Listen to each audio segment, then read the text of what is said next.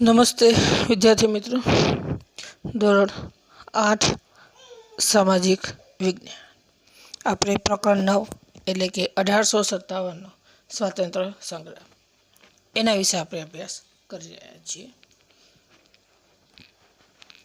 આજનો મુદ્દો આપણે જોવાનો છે ઈસવીસન 1857ના સ્વાતંત્ર્ય સંગ્રામનો અંત કેવી રીતે આવ્યો. તો આપણે જોઈ ગયા કે નાના સાહેબ પેશવા, બહાદુર શાહ જફર, કુંવરસિંહ, મંગલ પાંડે, તાત્યા ટોપે વગેરે નેતાઓની આગેવાની હેઠળ 1857નો સ્વાતંત્ર્ય સંગ્રામ લડવામાં આવ્યો. શરૂઆતમાં અંગ્રેજો પાસેથી ઘણા બધા પ્રદેશો આપણે જીતી પણ લીધા હતા. આપણને ખ્યાલ છે કે 31મી મેના દિવસે 1857ના સ્વાતંત્ર્ય સંગ્રામનું આયોજન કરવામાં આવ્યું, પણ મંગલ પાંડે 1857નો સ્વાતંત્ર્ય સંગ્રામ નિશ્ચિત તારીખ કરતાં એમને વહેલો શરૂ કરી દીધો અને એના જ કારણે 1857ના સ્વાતંત્ર્ય સંગ્રામનું પરિણામ કંઈક અલગ જ આવ્યું. હવે આપણે જોઈએ 1857ના સ્વાતંત્ર્ય સંગ્રામનો અંત કેવી રીતે આવ્યો. સમગ્ર દરમિયાન અંગ્રેજ સરકારને શસ્ત્રો અને સૈનિકોનો પુરવઠો ઇંગ્લેન્ડ અને ઈરાન વગેરે સ્થળેથી મળ્યો. તો જ્યારે 1857નો સ્વાતંત્ર્ય સંગ્રામ ચાલતો હતો ત્યારે જરૂરી શસ્ત્રો અને જે સૈનિકો જે છે એ સૈનિકોનો પુરવઠો ઇંગ્લેન્ડ અને ઈરાન તરફથી અંગ્રેજોને પ્રાપ્ત થતો હતો, જેથી કરીને 1857નો સ્વાતંત્ર્ય સંગ્રામ અંગ્રેજો ભારતીય લોકો સામે લડત લડી શકે. તમે જુઓ, જેટલા સૈનિકોની જરૂરિયાત હતી, જેટલા આધુનિક શસ્ત્રોની જરૂરિયાત હતી, આ દરેક શસ્ત્રો અને સૈનિકો અંગ્રેજોને પહોંચાડવાનું કામ ઇંગ્લેન્ડ અને ઈરાનના સ્થળેથી કરવામાં આવતું હતું. 10 મે 1857ના રોજ સંગ્રામની શરૂઆત થઈ ગઈ હતી. વિદ્યાર્થી મિત્રો, આપણને ખ્યાલ છે કે આ સંગ્રામનું આયોજન વાસ્તવમાં 31મી મેના રોજ કરવામાં આવ્યું, પણ આ સંગ્રામની શરૂઆત નિશ્ચિત તારીખ કરતાં વહેલા શરૂ થઈ ગઈ અને એટલા માટે 10 મે 1857ના રોજ સંગ્રામની શરૂઆત થઈ. પરીક્ષામાં ખાલી જગ્યા આપણે યાદ રાખવાની છે, બરાબર છે. પરીક્ષા વારંવાર પ્રશ્ન પૂછાય છે. પહેલો પ્રશ્ન એવો આવે કે 1857નો સ્વાતંત્ર્ય સંગ્રામની શરૂઆત કઈ તારીખે થઈ હતી? તો તારીખ હતી 10 મે, એના રોજ શરૂઆત થઈ ગઈ હતી. પણ 1857ના સ્વાતંત્ર્ય સંગ્રામનું આયોજન ક્યારે કરવામાં આવ્યું હતું? તો જ્યારે આયોજનની આપણે વાત કરીએ તો 31મી મે. તો આયોજન 31મી મે અને શરૂઆત થઈ ગઈ 10 મેના રોજ. જૂન 1857માં અંગ્રેજોએ બનારસ અને અલ્હાબાદ કબજે કર્યા. તો શરૂઆતની અંદર જૂન 1857માં અંગ્રેજોએ બનારસ અને અલ્હાબાદ કબજે કરી દીધા. ભારતીય ક્રાંતિકારીઓ પાસેથી આ બંને પ્રદેશો અંગ્રેજોએ જીતી લીધા હતા. તો યાદ રાખજો, જૂન 1857ની અંદર બનારસ, જેને આજે આપણે વારાણસી તરીકે ઓળખીએ છીએ, એ બનારસ અને અલ્હાબાદ બંને અંગ્રેજોએ જીતી લીધા હતા અને પોતાના કબજે કરી લીધા હતા. કારણ કે અંગ્રેજો પાસે આધુનિક શસ્ત્રો હતા, હથિયારો હતા. આપણી પાસે આધુનિક શસ્ત્રો નહોતા. એમના જેવડું મોટું સૈન્ય પણ આપણી પાસે નહોતું. એના કારણે આજે આપણે એમની સામે પરાજયનો સામનો કરવો પડ્યો હતો. જુલાઈ 1857ના રોજ અંગ્રેજોએ કાનપુર જીતી લીધું. તો જુલાઈ 1857માં કાનપુર પણ અંગ્રેજોએ જીતી લીધું. આપણે જોઈએ તો જૂનમાં બનારસ અને અલ્હાબાદ જીતી લીધા.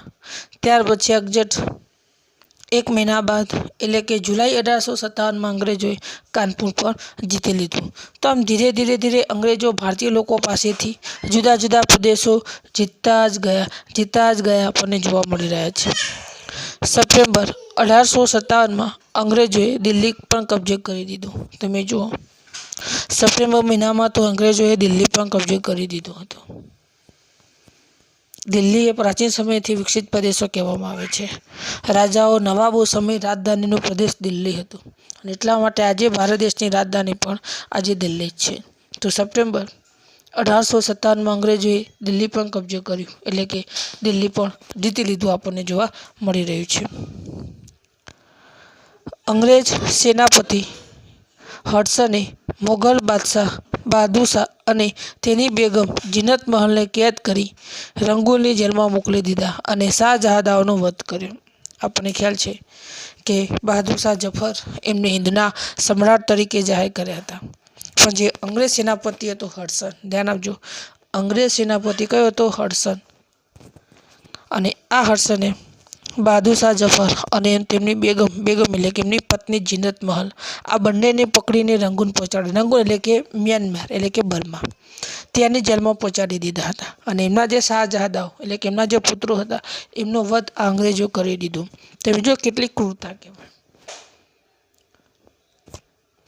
આપણા એમના સમ્રાટ જાહેર કરવામાં આવ્યા બહાદુર શાહ જફર, અને એમની જે પત્ની હતી એટલે કે એમની જે બેગમ જીનત મહલ, બંનેને રંગૂનની જેલમાં મોકલી દેવામાં આવ્યા હતા અને શાહજહાદાનો પણ વધ કર્યો. પરીક્ષામાં ખાલી જગ્યામાં એવું આની અંદર પૂછાતું હોય, જે આપણે અચૂકપણે આપણે યાદ રાખવાનું છે કે બહાદુર શાહ જફર અને એમની બેગમ જીનત મહલને અંગ્રેજોએ કઈ જેલમાં મોકલી દીધા હતા? તો જેલનું નામ હતું રંગૂન. યાદ રાખજો, રંગૂનની જેલમાં મોકલી દીધા આપણને જોવા મળી રહ્યા છે. અને એમના જે પુત્રો હતા એમની હત્યા આ અંગ્રેજો દ્વારા કરવામાં આવી હતી. માર્ચ 1858માં અંગ્રેજોએ લખનૌ જીતી લીધું. તમે જુઓ, ધીરે ધીરે સમય વીતતો ગયો, તેમ અંગ્રેજો જુદા જુદા પ્રદેશો જીતતા ગયા. માર્ચ 1858માં અંગ્રેજોએ લખનૌ પણ જીતી લીધું હતું. લખનૌ એ ઉત્તર પ્રદેશમાં આવેલું એક શહેર છે. અને આજે ઉત્તર પ્રદેશનું એ પાટનગર પણ કહેવાય છે. તો આ 1858માં એમને લખનૌ પણ જીતી લીધું હતું. જૂન 1858માં ઝાંસીની રાણી લક્ષ્મીબાઈ, ધ્યાન આપજો ખાસ, જૂન 1858માં ઝાંસીની રાણી લક્ષ્મીબાઈ 15 દિવસ સુધી અંગ્રેજ સેનાપતિ હિરોજના નેતૃત્વ નીચેની અંગ્રેજ સેના સામે લડતી રહી. અંતે ભારે શૌર્ય દાખવીને રાણી લક્ષ્મીબાઈ વીરગતિ પામ્યા અને અંગ્રેજોએ ઝાંસી કબજે કર્યું. તમે જુઓ, ઝાંસીની રાણી એક વીરાંગના હતી. ઝાંસી રાણી લક્ષ્મીબાઈનો જે દત્તક પુત્ર હતો એમનો ગાદી તરીકેનો હક અંગ્રેજોએ સ્વીકાર્યો ન હતો, અને એટલા માટે ઝાંસી રાણી લક્ષ્મીબાઈ હંમેશા અંગ્રેજો સામે લડત લડતી આપણને જોવા મળી રહી હતી. અને આ ઝાંસીની રાણી લક્ષ્મીબાઈ જે 15 દિવસ સુધી સળંગ કેટલા 15 દિવસ સુધી જે અંગ્રેજ સેનાપતિ હતો હિરોજ, અને એમના નેતૃત્વ નીચે જે અંગ્રેજ સેના હતી એમની સામે સળંગ 15 દિવસ સુધી લડતી રહી. ભારે શૌર્ય દાખ્યું. આ વીરાંગના હતી, સ્ત્રી હતી છતાં પણ વીરાંગના હતી. ભારે શૌર્ય દાખ્યું અને અંતે લડતા લડતા લક્ષ્મીબાઈ વીરગતિ પામ્યા, શહીદ થયા. અને અંતે અંગ્રેજોએ ઝાંસીને પણ કબજે કર્યું, એટલે કે અંગ્રેજોએ ઝાંસીને પણ પડાવી લીધું.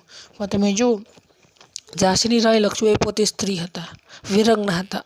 તેમણે એક સ્ત્રીઓની સેના પણ તૈયાર કરી હતી, જેથી કરીને અંગ્રેજો સામે લડત લડી શકાય.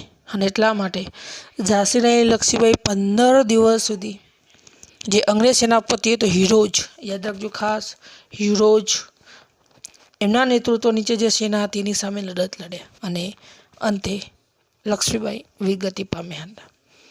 પરીક્ષામાં એક વારંવાર પ્રશ્ન પૂછાય કે ઝાંસીની રાણી લક્ષ્મીબાઈ કેવી રીતના વીરગતિ પામ્યા હતા? તો ઝાંસીની રાણી લક્ષ્મીબાઈ 15 દિવસ સુધી અંગ્રેજ સેનાપતિ હિરોજના નેતૃત્વ નીચે જે અંગ્રેજ સેના સામે લડત લડ્યા, ભારે શૌર્ય પણ દાખ્યું અને અંતે લક્ષ્મીબાઈ એ વીરગતિ પામ્યા, શહીદ થયા. દેશ માટે પોતાનું બલિદાન આપી દીધું. આવા બળવાન ઝાંસીની રાણી લક્ષ્મીબાઈ હતા. સપ્ટેમ્બર 1858ના આખરી યુદ્ધમાં અંગ્રેજોએ અવધ એટલે કે અયોધ્યાની બેગમ હજરત મહલને હરાવી અવધ એટલે કે અયોધ્યા પણ કબજે કર્યું. આજે આપણે અયોધ્યા કહીએ છીએ, રામ જન્મભૂમિ એટલે કે અયોધ્યા. પ્રાચીન સમયમાં એને અવધ નામથી ઓળખવામાં આવતું હતું.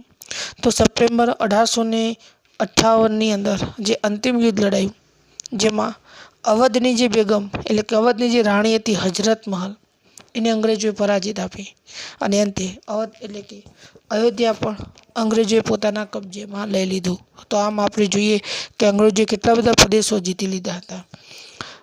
બનારસ, અલ્હાબાદ, દિલ્હી, લખનઉ, ઝાંસી અને અંતે અયોધ્યા પણ અંગ્રેજોએ પડાવી લીધું હતું. પરીક્ષાની અંદર યાદ રાખજો, સપ્ટેમ્બર 1858માં આખરી યુદ્ધ હતું અવધ સામે. અને જે અવધની જે બેગમ હતી હજરત મહલ, યાદ રાખજો પરીક્ષા પ્રશ્ન પૂછાય કે અંગ્રેજોએ અવધની કઈ બેગમને પરાજય આપીને, તો હજરત મહલને હરાવીને અવધને પોતાને કબજે કરેલું આપણને જોવા મળી રહ્યું છે. આગળ જઈએ આપણે. અંગ્રેજો સાથેની લડાઈમાં જગદીશપુરના કુંવરસિંહને જીવલેણ ઘા વાગવાથી તેઓ એપ્રિલ 1858માં અવસાન પામ્યા હતા. આપણને ખ્યાલ છે કે જગદીશપુરના જે જાગીરદાર હતા કુંવરસિંહ, એને યુદ્ધની અંદર જીવલેણ ઘા વાગ્યા હતા. આપણને ખ્યાલ છે કે જ્યારે એમને હાથની અંદર એટલે કે હાથના કોડા ઉપર ગોળી વાગી અને આ ગોળીનું ઝેર આખા શરીરમાં ફેલાઈ ન જાય એટલા માટે એમને કોણી સુધીનો હાથ કાપીને ગંગા નદીમાં પધરાવી દીધો હતો. આવી વીરતાપૂર્વક કામ કુંવરસિંહે કર્યું હતું. તો જે અંગ્રેજો સાથેની લડાઈમાં એમને જે જીવલેણ ઘા વાગ્યા હતા અને આ ઘા વાગવાને કારણે એપ્રિલ 1858માં એ અવસાન પામ્યા. આ પણ પરીક્ષામાં પ્રશ્ન પૂછાય કે કુંવરસિંહનું અવસાન કેવી રીતના થયું, તો જે જગદીશપુરના જાગીરદાર કુંવરસિંહ અંગ્રેજો સામે લડતા લડતા જે રીતે જીવલેણ ઘા વાગ્યા અને એના જ કારણે જે કુંવરસિંહનું અવસાન થયું એપ્રિલ 1858માં. નાના સાહેબ પેશવા અંતિમ પરાજય બાદ નેપાળ તરફ ગયા. પાછળથી તેમણે ભાવનગર જિલ્લાના સિહોર ગામે વસવાટ કર્યો હોવાનું મનાય છે અને 1902માં તેમનું અવસાન થયેલું મનાય છે. તો જે નાના સાહેબ પેશવા હતા એનો અંતિમ પરાજય થયો અને ત્યારબાદ પછી એ ભારત છોડીને નેપાળ તરફ ગયા, કારણ કે અંગ્રેજો તેમને પકડવા માગતા હતા એટલા માટે નેપાળ તરફ ગયા. ત્યાર પછી પાછળથી એ નેપાળથી પછી આપણા ગુજરાતના ભાવનગર જિલ્લાના સિહોર ગામે વસવાટ કર્યો હોવાનું મનાય છે અને ત્યાં જ 1902માં તેમનું અવસાન થયું. પરીક્ષામાં એક આ પ્રશ્ન પણ આપણે યાદ રાખવાનો છે કે નાના સાહેબ પેશવા એ ભાવનગર અથવા તો ગુજરાતમાં કઈ જગ્યાએ રોકાયેલા હોવાનું મનાય છે, તો ભાવનગર જિલ્લાના સિહોર ગામે વસવાટ કર્યા હોવાનું મનાય છે. ભાવનગર જિલ્લાના સિહોર ગામે વસવાટ કરેલું હોવાનું મનાય છે અને તેમનું અવસાન ખાલી જગ્યા વર્ષમાં થયું હતું, તો 1902ની અંદર એમનું અવસાન થયું. આ યાદ રાખજો. તો જે રીતે નાના સાહેબ પેશવાનો અંતિમ પરાજય થયો અને ત્યારબાદ એ નેપાળ તરફ ગયા, પછી પાછળથી એ આપણા ગુજરાતના ભાવનગર જિલ્લાના સિહોર ગામે વસવાટ કરેલું હોવાનું મનાય છે અને 1902ની અંદર એમનું અવસાન થયું. હંમેશા ભારતીય ક્રાંતિકારીઓને અંગ્રેજોથી છુપાઈને રહેવું પડ્યું, કારણ કે અંગ્રેજો એમને શોધીને ફાંસી ચડાવી દેતા હતા. આવા પ્રકારના અત્યાચારો જુલમો અંગ્રેજો દ્વારા જ ગુજારવામાં આવતા હતા. આગળ આપણે જોઈએ. એક પરિચિત વિશ્વાસઘાત કરી તાત્યાને સરકારી અફસરોને હવાલે કર્યા. તાત્યા ટોપે આપણને ખ્યાલ છે કે નાના સાહેબ પેશવાના જે સૈન્ય હતું એ સૈન્યનું સેનાપતિ પદ તાત્યા ટોપે નિભાવ્યું હતું, પણ એમના જ એક પરિચિત એટલે કે એમના જ એક સંબંધીએ વિશ્વાસઘાત કર્યો અને તાત્યા ટોપોને સરકારી અફસરો એટલે કે અંગ્રેજોના હવાલે કરી દીધા હતા. એમના જ પરિચિતે એમના જ સંબંધીએ તાત્યા ટોપેની બધી માહિતી આપી દીધી અને અંગ્રેજોને હવાલે કરવાનું કામ એમના જ પરિચિતે કોઈ વ્યક્તિએ કરેલું હોવાનું મનાય છે. જો તાત્યા ટોપેને એમના પરિચિત વ્યક્તિ એટલે કે ના કોઈ સંબંધિત વ્યક્તિએ અંગ્રેજોને માહિતી ન આપી હોત તો કદાચ તાત્યા ટોપે ન પકડાઈ શક્યા હોત, પણ અંગ્રેજો પણ જુદા જુદા વ્યક્તિઓને અલગ અલગ પ્રકારની લાલચ આપતા, પૈસાની લાલચ આપતા. એના જ કારણે એમના જ કોઈ પરિચિત વ્યક્તિએ વિશ્વાસઘાત કર્યો અને તાત્યા ટોપોને સરકારી અફસરોને હવાલે કરી દીધા હતા. 18 એપ્રિલ 1859ના રોજ તાત્યા ટોપેને ફાંસી આપી હોવાનો સરકારી અહેવાલ પ્રસિદ્ધ થયો. તો એક સરકારી અહેવાલ એવો પણ પ્રસિદ્ધ થયો કે 18 એપ્રિલ 1859ના રોજ તાત્યા ટોપેને ફાંસી આપી દેવામાં આવી. કારણ કે તાત્યા ટોપે માટે બે મત છે, કારણ કે તાત્યા ટોપેના જીવનના અંતિમ સમય કેવો હતો, તેમને ખરેખર ફાંસી આપવામાં આવી કે નહોતી આપવામાં આવી એના વિશેની પરફેક્ટ માહિતી આજે આપણા દેશ પાસે નથી અને એટલા માટે એક મત એવો હતો કે 18 એપ્રિલ 1859ના રોજ તાત્યા ટોપેને ફાંસી આપી દેવામાં આવી હતી. આવો એક સરકારી અહેવાલ પ્રસિદ્ધ થયો હતો. અને એક બીજો અહેવાલ એવો હતો કે જો કે જુદા જુદા માધ્યમોના આધારે એવું પણ જાણવા મળેલ છે કે તાત્યા તો ત્યાંથી છટકી ગયેલ, પણ અન્ય ભરતી વ્યક્તિને ફાંસી આપવામાં આવી. તો તાત્યા ટોપે ત્યાંથી ભાગી ગયા હતા અંગ્રેજો પાસેથી, અને એમના જ કોઈક ભળતા વ્યક્તિને એટલે કોઈ બીજા અન્ય કોઈ વ્યક્તિને ફાંસી આપી દેવામાં આવી. તાત્યા ટોપેને આપવામાં આવી ન હતી. પરીક્ષાની અંદર પ્રશ્ન પૂછાય કે તાત્યા ટોપેના જીવનના અંતિમ સમયની અંદર કયા બે મત પ્રવર્તે છે. પરીક્ષામાં પ્રશ્ન આવશે કે તાત્યા ટોપેના જીવનના અંતિમ સમયની અંદર કયા બે મત પ્રવર્તે છે. તો પહેલો મત એ હતો કે 18 એપ્રિલ 1859ના રોજ તાત્યા ટોપેને ફાંસી આપી હોવાનું મનાય છે. આવો એક સરકારી અહેવાલ છે. અને બીજો મત એવો છે કે જો કે જુદા જુદા માધ્યમોના આધારે એવું પણ જાણવા મળે છે કે તાત્યા ટોપે ત્યાંથી છટકી ગયેલ એટલે કે ત્યાંથી ભાગી ગયા હતા, અને કોઈ અન્ય કોઈ ભરતી વ્યક્તિને ફાંસી આપવામાં આવી એટલે કે એમને ફાંસી આપવામાં નહોતી આવી, બીજા કોઈ વ્યક્તિને આપવામાં આવી હતી. આવા બે મત તાત્યા ટોપે વિશે પ્રવર્તે છે. આમાં બંનેમાંથી હકીકત કઈ છે કોઈને પણ ખ્યાલ નથી. તાત્યાએ જીવનના અંતિમ વર્ષો નવસારીમાં ગાળ્યા હોવાનું મનાય છે. તો એક એવો મત પણ છે કે તાત્યા ટોપે પોતાના જીવનના જે અંતિમ વર્ષો હતા એ અંતિમ વર્ષો નવસારીમાં ગુજારેલા હોવાનું મનાય છે. આવો એક મત પ્રવર્તે છે. પરીક્ષામાં પણ યાદ રાખવાનું બરાબર છે. પરીક્ષામાં પ્રશ્ન આવશે કે એવું પૂછાય કે નાના સાહેબ પેશવાએ પોતાના જીવનના અંતિમ વર્ષો ક્યાં ગુજાર્યા હતા. નાના સાહેબ પેશવા પૂછાય તો ભાવનગર જિલ્લાના સિહોર ગામે વસવાટ કર્યા હોવાનું મનાય છે. નાના સાહેબ પેશવા ખાલી જગ્યા વર્ષમાં મૃત્યુ પામ્યા 1902માં. અને એવું પણ પૂછાય કે તાત્યા ટોપેના કયા બે મત હતા. તો 18 એપ્રિલ 1859ના રોજ તાત્યા ટોપેને ફાંસી આપવામાં આવી. બીજો મત એ છે કે તાત્યા ટોપે ત્યાંથી છટકી ગયા, અન્ય કોઈ ભરતી વ્યક્તિને ફાંસી આપવામાં આવી હતી. અને એવું પૂછાય કે તાત્યા ટોપે પોતાના જીવનના અંતિમ વર્ષ ક્યાં ગુજાર્યા હતા. તો પોતાના જીવનના અંતિમ વર્ષ નવસારીમાં ગાળ્યા હોવાનું મનાય છે.